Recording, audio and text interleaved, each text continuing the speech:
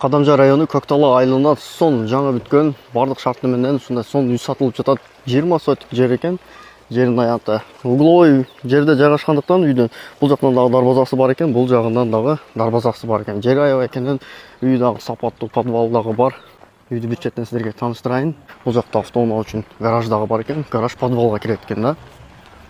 Караңыздар, үй толук пышыгычтан салынган. Бул жака подвалга киресиздер. Подвал дагы толук почти ремонт болуп бүткөн. Ал жака дагы жашай тургандай кылып подвал болгон экен. Караңыздар, ушундай сонун үй. Бул жактагы жана мен айткан дарбазасы. Ал бул жакта летний кухня. Бул жакта очокканасы бар экен. Жана бул жакта баня.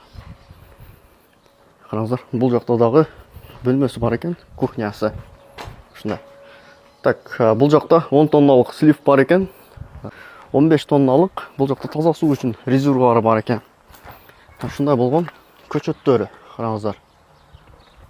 Жүрүңүздөр, үйдү бир четтен көрсөтөйүн силерге.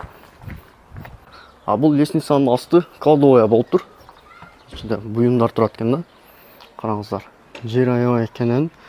Наркы чети ошол пакса дуалга чейин экен. Бул чети мындай забор болуп тосулуптур. Бисмилlah. Yüksek. Үйдүн ремонту дагы аябай сонун экен, караңыздар. Кирсеңиздер, бул жакта сөрү. Бул жакта бир залы бар экен.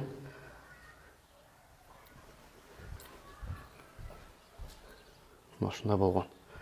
Бир бөлмөсү. Бул жакта дагы бир бөлмөсү. Подвалда печка орнотулган, ушундай чугунный батареялар менен үйлөр толук жылыйт экен. Бул кухня бөлмөсү экен, караңыздар, турбалары, воздуховод кыскасы, канализация уланган. Муну жасатып алсаңыздар эле болду. Жана эң негизгиси, бул үйгө тиешелүү дагы 1 гектар үлүш жери дагы бар экен. Ал үлүш жерди дагы кошо сатылат. Басыны $160 000 сурап жатышат. Эгер үй жаккан болсо, байланышыңыздар. Көктала айылы. Жаңабат айыл деп коет экен бул жакта. Көктала жазуудан бир аз эле түшүнөңүздөр, ушул жака келесиздер. Бул жакта подвал.